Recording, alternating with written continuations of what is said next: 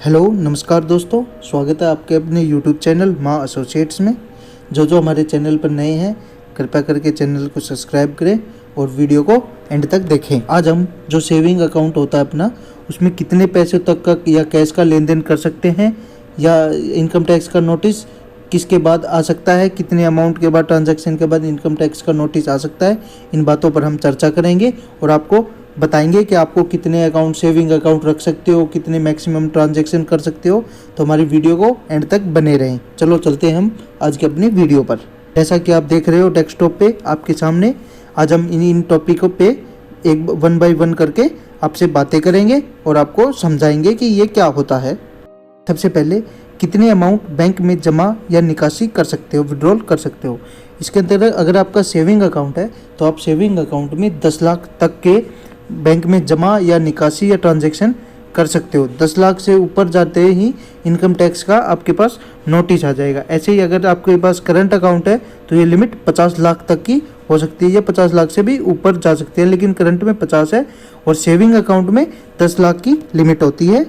आपकी ट्रांजैक्शन 10 लाख से ऊपर हो जाती है, या एक अकाउंट हो या 2 अकाउंट हो या 4 अकाउंट हो, सभी अकाउंटों को मिलाकर अगर आपकी अमाउंट 10 लाख से ऊपर हो जाती है तो आपको नोटिस आना डेफिनेटली पक्का है। आपको नोटिस जरूर आएगा इनकम टैक्स डिपार्टमेंट से और आपसे इनकम का सोर्स पूछा जाएगा। एग्जांपल, आपके पास 3 अकाउंट है और तीनों में आपने अलग अलग 4-4 लाख रुपए डिपॉजिट करा दिए, तो आपके 12 लाख रुपए हो जाते हैं। तो बैंक डायरेक्ट इनकम टैक्स को ये भेज देता है कि इसके अकाउंट से ऐसे ऐसे डिपॉजिट हुए हैं, तो सीधा इनकम टैक्स आपको नोटिस भेज सकता है। ये 100% चांसेस होते हैं कि नोटिस आएगा ही, तो इस चीज़ को अवॉइड करें। सेकंड में आपको बताते हैं कितने सेविंग अकाउंट रख सकते हैं। आप अपने कितने भी सेविंग अकाउंट रख सकते हो, इनकम टैक्स से इससे कोई मतलब नहीं होता। आप अपने कितने ही सेविंग अकाउंट ओपन करवा सकते हो, लेकिन आपको ये ध्यान में रखना चाहिए कि मिनिमम बैलेंस या बैंक के जो अपने रूल होते हैं, एसएमएस चार्जेस वगैरह जो हर साल या हर मंथली या क्वार्टरली आपके कटेंगे, तो आपको इन खर्चों से भी बच के रहना है। तो जितने कम हो सके आपको उतने अकाउंट ओपन करवा के रखने चाहिए, बाकी अपने अकाउंट क्लोज करवा देने चाहिए। पहले स्टेप में चलते हैं, क्या ऑनलाइन एनईएफटी इसमें शामिल है? इसका सिंपल आंसर है नो। ये ट्रांजैक्शनें ऑनलाइन होती है और इसको बहुत आसानी से ट्रैक कर सकते हैं या देख सकते हैं या पता लगा सकते हैं कि ये किससे ये अकाउंट में हमारे ट्रांसफ़र हुई है या हमने किसको अपने अकाउंट से ट्रांसफ़र किए हुए हैं। अगर बात करें कैश की, तो कैश को हम ना ही ट्रैक कर सकते हैं और ना ही गवर्नमेंट को ये पता चलता है कि ये कैश कहाँ से आया है, तो इसलिए ये इसमें शामिल है, लेकिन ऑनलाइन एनईएफटी इसमें शामिल नहीं है। अगर आप कैश डिपॉजिट करवाते हो और आप अपनी जस्टिफिकेशन नहीं दे पाते हो तो गवर्नमेंट आपको उस राशि को इनकम टैक्स में ले लेती है। लेकिन मेरी मानो तो आप अपने अकाउंट में बिना काम बहुत सारी राशि का ट्रांजैक्शन ना करें, और जिसको बिना मिसयूज हो ऐसी ट्रांजैक्शन ना ही करें और उसको अवॉइड करें तो ज़्यादा अच्छा होगा आपके लिए। चलते हैं अगले में, बताते हैं कि नोटिस कब आ सकता है। अगर आपके 10 लाख रुपए तक के जमा करवा दिए हैं या 10 लाख रुपए तक की आपने ट्रांजैक्शन कर ली है, तो इनकम टैक्स आपसे पूछ सकती है या नोटिस भेज सकती है कि ये पैसे आपसे कहाँ से आए, आप इसका प्रूफ दें या इसके बारे में हमें डिटेल बताएं।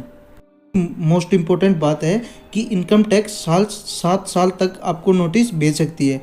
अगर आप आज 10 लाख रुपए की ट्रांजैक्शन की हो और इनकम टैक्स आपको आने वाले 7 साल तक आपको हिसाब से डिटेल मांग सकती है या नोटिस भेज सकती है। जैसे अभी आपने 2019-20 ख़त्म हुआ है तो इसका नोटिस अगले 7 सालों तक आ सकता है। यह नोटिस 2027 तक आपके पास कभी भी आ सकता है और आपको इसका रिप्लाई देना पड़ेगा, जो कि बहुत ज़रूरी है।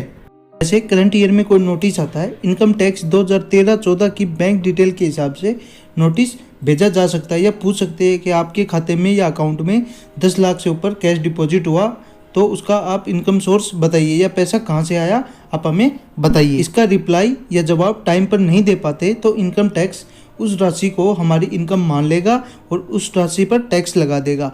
जितने वर्षों से यह चल रहा है इंटरेस्ट भी लगा देगा। इससे हमें काफ़ी सारी अमाउंट पे करनी पड़ सकती है।